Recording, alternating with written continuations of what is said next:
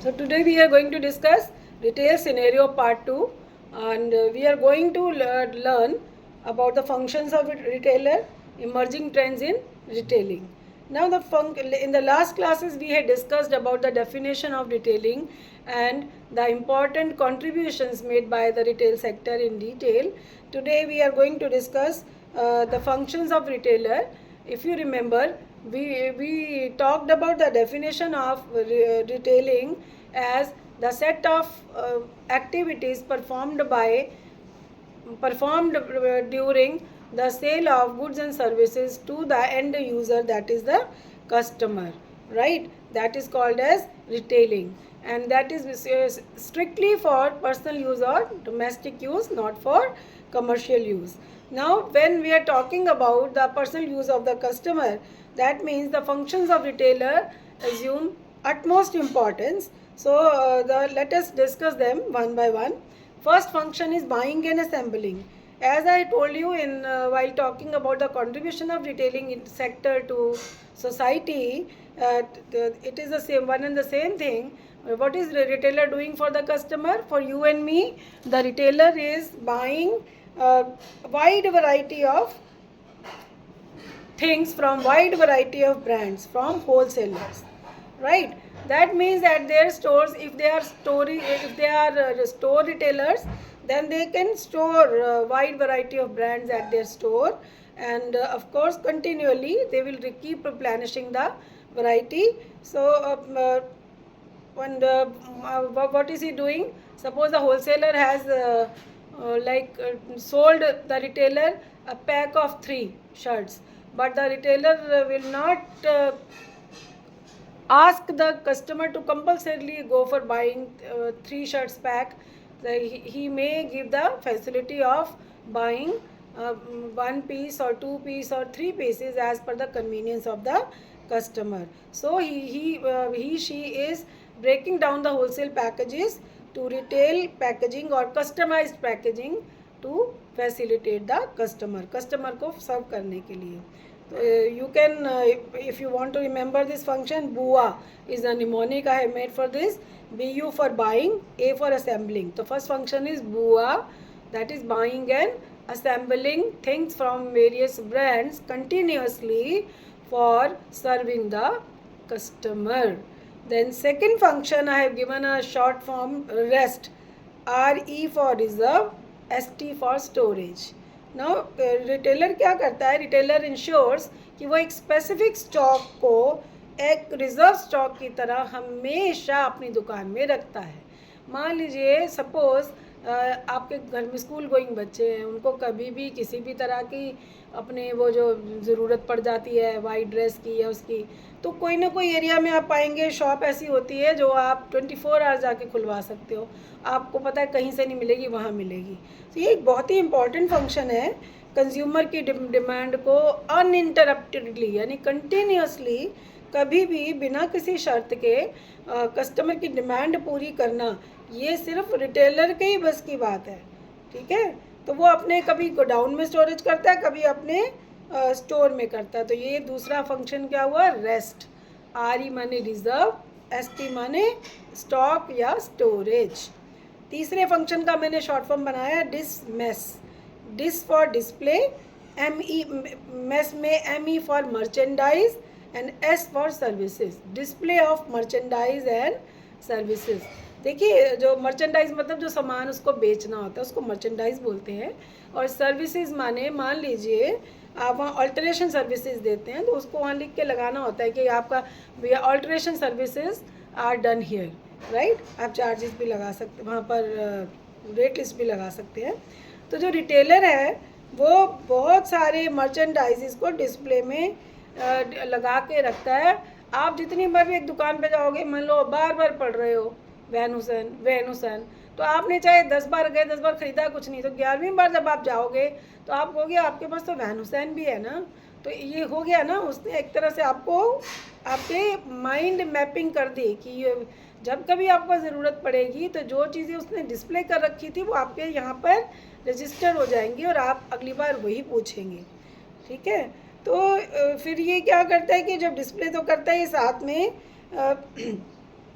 Customer के जो बदलते टेस्ट को लेकर, बदलती पसंद नापसंद को लेकर होलसेलर को समय समय पर, टाइम टाइम पर उसको फीडबैक देता रहता है। हमने पिछली बार फंक्शन में बोला कि मैन्युफैक्चरर को फीडबैक कहाँ से मिलता है? रिटेलर से मिलता है। क्यों? क्योंकि रिटेलर डायरेक्टर कंज्यूमर के डायरेक्ट टच में होता है और उसका जो फीडबैक होता है वो ज़्यादा जेन्युइन होता है, जो कि मैन्युफैक्चरर को अपने प्रोडक्ट्स को इम्प्रोवाइज़ करने में मदद करता है। ठीक है, तो ये नए प्रोडक्ट्स तो एग्जिस्टिंग कस्टमर्स को इंट्रोड्यूस करता ही करता है, साथ ही नए कस्टमर भी बनाता है। जैसा मैंने कहा कि मान लीजिए 10 बार मैं गई, मैंने वैन हुसैन पढ़ा, वैन हुसैन ख़रीदा नहीं, तब कुछ और ख़रीदा, बट 11वीं बार मैं ज़रूर पूछूंगी वैन हुसैन की वो डिस्प्ले आपने किया था, वेयर इज़ द प्रोडक्ट। ठीक है, अगला फंक्शन का मैंने शॉर्ट फॉर्म बनाया है कैश, सी या CAS कह सकते हैं आप। तो C for credit, A for availability and services. Cash माने क्रेडिट, अवेलेबिलिटी एंड सर्विसेज। तो रिटेलर जो है ना, कस्टमर को एक आपस में मतलब म्यूचुअली एग्रीड पीरियड में, डिफाइंड पीरियड, अनलिमिटेड टाइम के लिए क्रेडिट पर सामान नहीं देता। हाँ, ये कहता भी 15 दिन में अगर आप दे दोगे तो ये शर्तें हैं, इसमें इतना इंटरेस्ट लगेगा, इतने दिन तक 0% इंटरेस्ट है, इतने दिन के बाद में इतना इंटरेस्ट होगा। अगर कस्टमर को एग्रीड होता है तो वो उसको ऑफ कोर्स क्रेडिट पर दे देता है, राइट। और ये एक कस्टमर के लिए बहुत बड़ी फैसिलिटी होती है। और रिटेलर्स जो हैं कस्टमर की रिक्वायरमेंट के हिसाब से इवन दुकान के खुलने से पहले, दुकान के बंद होने के बाद भी एक्सटेंडेड आवर्स में भी पैकिंग वैकिंग कर देते हैं, ऑब्लाइज कर देते हैं। तो ये कस्टमर के लिए अगेन एक बहुत बड़ी फैसिलिटी है। तो अभी तक हमने 4 फंक्शन जो है शॉर्ट फॉर्म मैंने बताई आपको रिटेलर के। बुआ माने BU for buying, A for assembling, यानी buying and assembling of goods of various brands at one place in its shop, store और इन गोडाउन। दूसरा फंक्शन हमने डिस्कस किया रिजर्व स्टॉक स्टोरेज। तो उसको वो क्या करता है, उसको पता है कि मेरे कस्टमर्स जो हैं यहाँ पर स्कूल जाने वाले बच्चे हैं, तो इनके हाउस फंक्शन होते रहते हैं, इनको वाइट ड्रेस कभी भी ज़रूरत पड़ जाती है तो वो अपने पास रखता है, ताकि कोई भूला भटका पेरेंट आ जाए तो उसको खाली ना भेजना पड़े। फिर मैंने बताया तीसरा फंक्शन की शॉर्ट फॉर्म बताई डिसमिस। डिस माने display, ME for merchandise and S for services. वो क्या करता है कि नए नए प्रोडक्ट्स का जो मर्चेंडाइज है वो डिस्प्ले में रखता है, नई नई तरह की सर्विसेज जो उसकी दुकान में अवेलेबल हैं उनके बारे में डिस्प्ले करता है, लिख के लगाता है, ताकि कस्टमर की आते जाते नज़र पड़े। इससे वो एग्जिस्टिंग कस्टमर्स को भी जानकारी देता है और नए कस्टमर भी बनाता है। और चौथा फंक्शन मैंने अभी डिस्कस किया कैश, CAS। तो C for credit, A for availability and S for services. Service में हमने बोला कि 24 आवर सर्विस देता है वो, दुकान के खुलने से पहले के टाइम में भी दे देता है, दुकान के बंद होने के बाद भी देता है। फिर आता है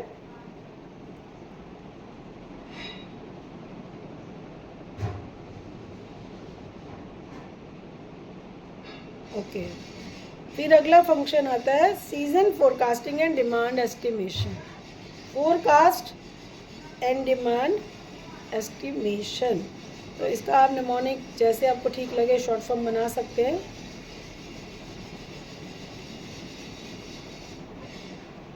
ठीक है, तो ये रीजनल डिमांड साइकिल्स है, त्योहारों के हिसाब से वो जो है रिटेलर्स जो हैं बता देते हैं, हमें कस्टमर्स ये चीज़ मांगते हैं, ये होली के आसपास यहाँ का कस्टमर ये मांगता है, अपने होलसेलर को पहले ही बता देते हैं भी इन्हें ये चीज़ों की डिमांड आएगी, आपने ये माल मुझे देना है।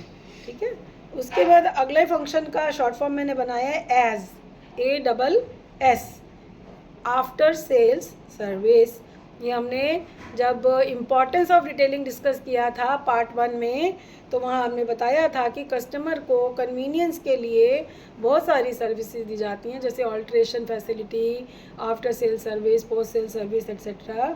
तो ये रिटेलर को सेल क्लोज होने के बाद, सेल क्लोज होना माने जब आपने कस्टमर ने पैसे दे दिए, आपने उसको सामान दे दिया, ये सेल क्लोज हो गई। तो सेल क्लोज होने के बाद भी आप उसको सर्विस देंगे तो ये कहलाती है आफ्टर सेल सर्विस। ये रिटेलर की सबसे इम्पॉर्टेंट फंक्शन है, इससे आप कस्टमर का भरोसा जीतते हैं, उसका कॉन्फिडेंस जीतते हैं। ठीक है, तो ऐसे केस में आप कंपटीशन में टिके रहेंगे। अगला फंक्शन जो है उसका शॉर्ट फॉर्म मैंने बनाया है BRG, BRG bridging the gap. ये किस किस के बीच में गैप को ब्रिज करता है, मैंने आपको पिछली पार्ट 1 क्लास में बताया था। मैन्युफैक्चरर और कस्टमर के बीच के गैप में ये ब्रिज का काम करता है।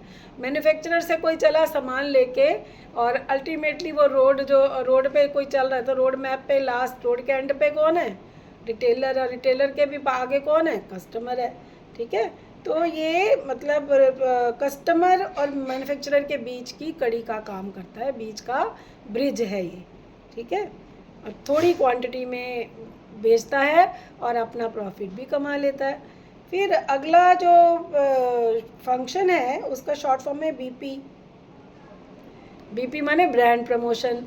ये भी हमने अभी भी बार बार डिस्कस किया, आज की क्लास में भी और पहले भी बताया था कि ये एक तरह से, क्योंकि ये मर्चेंडाइज डिस्प्ले रखता है अलग अलग ब्रांड्स का, तो कस्टमर जितनी बार दुकान में आता है वो डिस्प्ले देखता है, उसके सर में उस ब्रांड का नाम रजिस्टर होने लग जाता है। तो एक तरह से वो मैन्युफैक्चरर के लिए ब्रांड का प्रमोशन भी करते हैं, मैन्युफैक्चरर का खर्चा बचाते हैं, और साथ ही वो सेल को बूस्ट करने के लिए बहुत सारी प्रमोशनल एक्टिविटीज़ करते रहते हैं। जैसे कि रक्षाबंधन से थोड़ा पहले लिख देंगे, जो लेडीज़ हैंडबैग्स हैं 50% ऑफ टिल रक्षाबंधन, एक मतलब 2-3 दिन पहले शुरू करेंगे और रक्षाबंधन से एक दिन बाद तक बस सेल ख़त्म, 50% ऑफ दे देंगे, है ना। तो प्रमोशनल एक्टिविटीज़ के इन्हीं को कहते हैं, जिससे कि सेल्स बढ़े किसी पर्टिकुलर ब्रांड की। और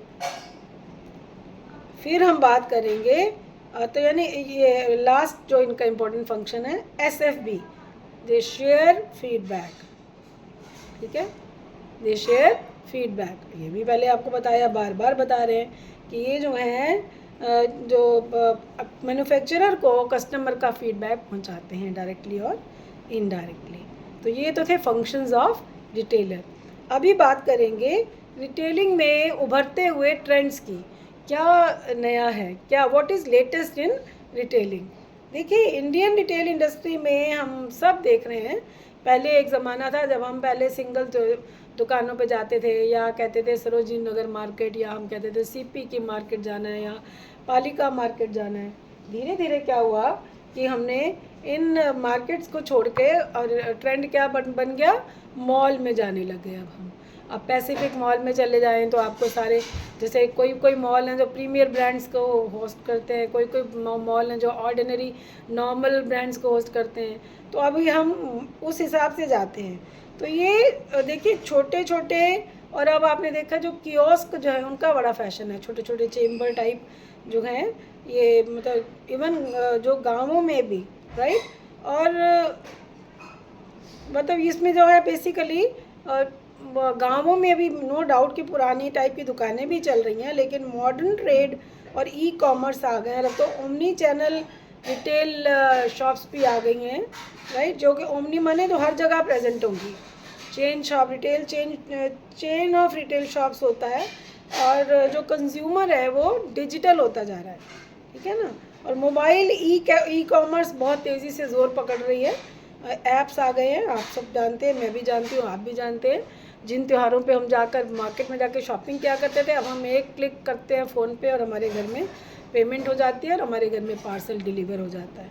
ठीक है, तो ये अब देखिए जो फैक्टर्स हैं, जो कि ये जितने भी इमर्जिंग ट्रेंड्स हमें देखने को मिल रहे हैं वो क्यों है। देखिए, एक तो पर कैपिटा इनकम बढ़ रही है, हर आदमी की आय जो है पहले से कहीं बहुत ज़्यादा हो गई है। जैसे 2030 तक मैंने आपको बोला कि 1.5 ट्रिलियन इस इंडस्ट्री का हो जाएगा, ये इंडस्ट्री 1.5 ट्रिलियन US डॉलर्स की हो जाएगी, बहुत बड़ी बात है। तो इसमें ये भी होता है कि 140 मिलियन वो कहते हैं मिडिल इनकम, और 21 million high income household आ जाएंगे इसमें। ठीक है, और इससे क्या है कि जो आपकी मिडिल क्लास है वो बहुत ज़्यादा बढ़ जाएगी। 140 मिलियन मिडिल क्लास फैमिलीज़ और 21 million high income household आ जाएंगे 2030 तक। तो जब इतनी ज़्यादा ये, और इन्हीं की जो है बाइंग कैपेसिटी बहुत ज़्यादा होती है, तो जाहिर है तभी ये जो ट्रेंड्स हमें देखने को मिल रहे हैं रिटेलिंग में, इसीलिए हैं। फिर दूसरा इंक्रीज ऑनलाइन स्पेंडिंग, बच्चों की नौकरियां कॉर्पोरेट जॉब्स हो गई हैं, उनके पास टाइम नहीं है, तो वो ऑनलाइन आप एक क्लिक में जब आप कोई चीज़ 300 रुपये की आती है आपको इतना फील नहीं होता, आप अपने हाथ से कैश देंगे तो आपको लगेगा अरे मैंने 300 रुपये खर्च कर दिए। तो expenditure is always more when you do it online, right. तो इंक्रीज ऑनलाइन स्पेंडिंग हो गई है। और जो शॉपर्स हैं, ऑनलाइन शॉपर्स इंडिया में 2030 तक ऐसा अनुमान है 500 मिलियन शॉपर्स हो जाएंगे, 500 मिलियन, सोचिए। हाँ? फिर तीसरा जो फैक्टर है इमर्जिंग ट्रेंड्स का, ग्रोथ ऑफ रूरल कंजम्पशन। जो रूरल पर कैपिटा इनकम है 2030 तक अंदाज़न 4.5 गुना बढ़ जाएगी, ठीक है। और अर्बन एरिया में 3.5 गुना, राइट। फिर चौथा फैक्टर जो है young millennial house holds, India में ऑफकोर्स 90 मिलियन नए घर आ जाएंगे, राइट, 90 मिलियन, इमेजिन। और ऑफकोर्स जो एवरेज एज होगी 2025 में ही 29 हो चुकी है, और जो स्किल्ड मैन पावर पूल है 600 मिलियन प्लस पहुंच चुका है 2025 में, राइट। स्किल्ड अगर हमारे पास मैन पावर है तो हमारे पास रिटेल इंडस्ट्री भी चलाने का रीज़न भी है फिर, यानी हम एक बहुत अच्छी रिटेल इंडस्ट्री चला सकते हैं। एंड लास्टली ऑर्गेनिक ग्रोथ, तो मॉडर्न इंडियन रिटेल इंडस्ट्री जो है ऑफ कोर्स उसकी ग्रोथ बहुत तेज़ी से हुई है, और इसीलिए जो ऑर्गेनाइज रिटेल जो है बहुत तेज़ी से बढ़ेगा।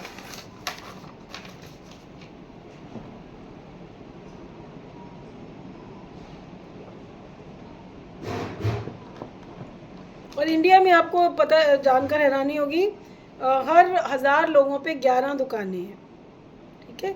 और ये करीबन 40 मिलियन लोग इस इंडस्ट्री में काम कर रहे हैं, जो कि 3.3% है इंडियन पॉपुलेशन का। और जो कियोस्क हैं ये सबसे मज़ेदार है, मोबाइल हैं, कहीं भी उठा के लगा लो, ये नहीं है कि तोड़ दिया तो नुकसान हो गया। इनके ऑपरेशनल कॉस्ट बिल्कुल ज़ीरो, ऑलमोस्ट ज़ीरो ही होती है। रेंटल कॉस्ट और जो क्विक कस्टमर रेंट भी बहुत थोड़ा ही होता है कियोस्क का लगाने का, और कस्टमर को भी अच्छा है कियोस्क में बैठना जाना, उसको स्टाइलिश लगता है, ठीक है। और ओमनी चैनल जो रिटेल के साथ में एक फॉर्मेट था रिटेलिंग का, उस पर अब डिपेंडेंस नहीं रही। अब ऑर्गेनाइज सेक्टर को ये समझ आ गई है कि उनको अपनी मार्केटिंग स्ट्रैटेजीज बदलनी पड़ेंगी, क्योंकि कस्टमर भी बहुत स्मार्ट हो गया है, वो किसी एक फॉर्म पे डिपेंड नहीं करना चाहता। तो जो चेंजिंग बिहेवियर है कस्टमर का, ठीक है, उसी के कारण इंडिया में ऑर्गेनाइज रिटेल की ज़रूरत को समझा जा रहा है। और ऑफ कोर्स समझा तो जा रहा है, लेकिन अभी भी अनऑर्गेनाइज सेक्टर इसको अच्छी तगड़ी टक्कर देता है, ऐसा नहीं है कि ये ओवर पावर कर गया है, ठीक है। अब क्या हो रहा है कि जो अनऑर्गेनाइज रिटेल सेक्टर है वो भी स्टडी कर रहा है ऑर्गेनाइज रिटेल को, और उनकी नकल करते हुए वो कस्टमर के लिए अपने स्टोर्स पे मर्चेंडाइजिंग को ऑफ कोर्स एक्सप्लोर करने का मौका दे रहा है, ज़्यादा ब्रांड ऑफर कर रहा है, सिंगल विंडो बिलिंग कर रहा है, ठीक है, क्रेडिट फैसिलिटी दे रहा है, होम डिलीवरी दे रहा है, फिर telephonic and online order services offer कर रहा है, और DIY स्टोर्स खुल रहे हैं। और उनको ये पता चल गया है कि हमें खाली हम अच्छे प्रोडक्ट रखने से और सर्विसिंग करने से हमारा कस्टमर नहीं रुकेगा, हमें वो सारी फैसिलिटीज़ कस्टमर को देनी पड़ेंगी जो ऑर्गेनाइज रिटेल सेक्टर दे रहा है।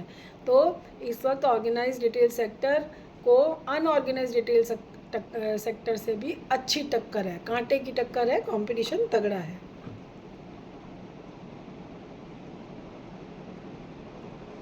दूसरा इम्पॉर्टेंट फैक्टर जो है, जो करंट ट्रेंड्स हम देख रहे हैं रिटेलिंग में, वो इंडियन ऑर्गेनाइज रिटेलिंग में कि जो मॉल डेवलपर है, जिसने मॉल बनाया, रिमेंबर जो मॉल बना रहा है वो रिटेलर नहीं है, और जो रिटेलर है वो मॉल डेवलपर नहीं है। मॉल के अंदर जो रिटेलर्स हैं वो रिटेलर्स हैं, जिसका मॉल है वो मॉल डेवलपर है।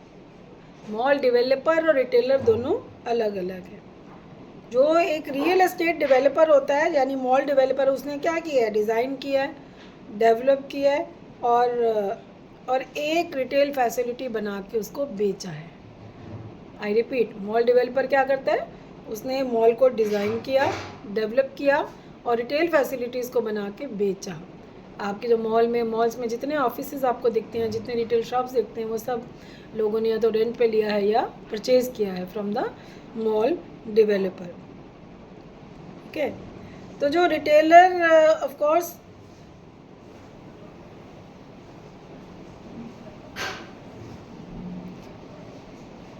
अब रिटेलर को क्या होता है कि मॉल डेवलपर ने एक बार दुकान बेच दी, फिर वो पिक्चर से गायब हो जाता है। उसके बाद आ जाती है मॉल मैनेजमेंट। रिटेलर को जो फैसिलिटीज़ चाहिए वो मॉल मैनेजमेंट देती है। ठीक है, तो ये एक अलग पॉइंट है which you should be discussing and later on. फिर बात करेंगे स्प्रेड ऑफ ऑर्गेनाइज रिटेलिंग की। लेट 1990s में आपने नोटिस किया जो इंडिया में रिटेल मॉल आने लग गए और पिछले 20 सालों में काफ़ी सारे मॉल हमें देखने को मिल रहे हैं। डीएलएफ मॉल जो है सबसे शुरुआत में आया था, डीएलएफ मॉल, राइट।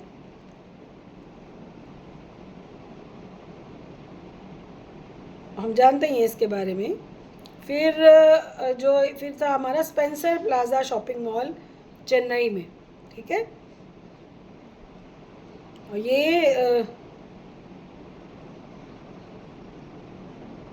बहुत 1985 में बनाया गया था। इमेजिन कितनी पहले बनाया गया था। इंडिया का सबसे पुराना शॉपिंग मॉल और साउथ एशिया का सबसे बड़ा शॉपिंग मॉल कौन सा? Spencer plaza. ठीक है, अब इंडियन रिटेल ने ऑर्गेनाइज रिटेल की तरफ जो झुकाव है कब देखा? जब एक रिटेलर सुभिक्षा ने एंट्री मारी। सुभिक्षा जो था एक IIMA के एल्यूमिनाई ने इस्टेब्लिश किया था। ये इंडिया की लार्जेस्ट रिटेल चेन थी।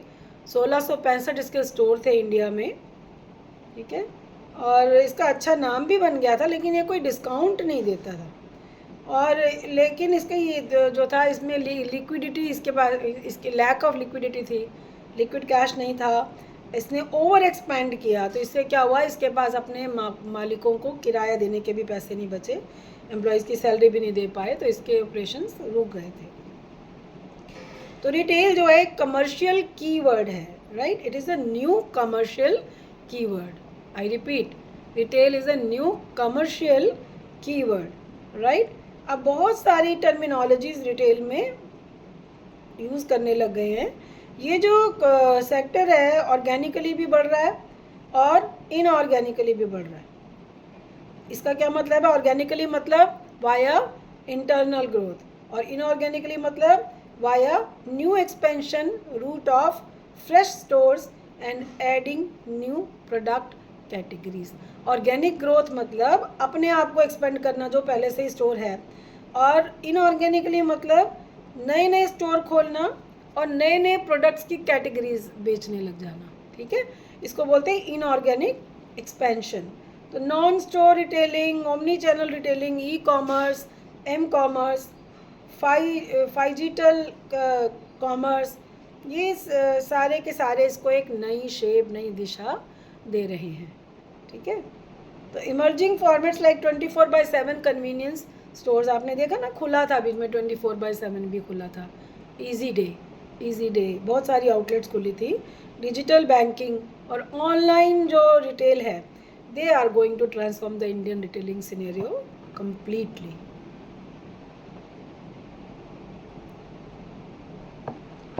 In the next part, we will discuss the global trends in retailing. Thank you.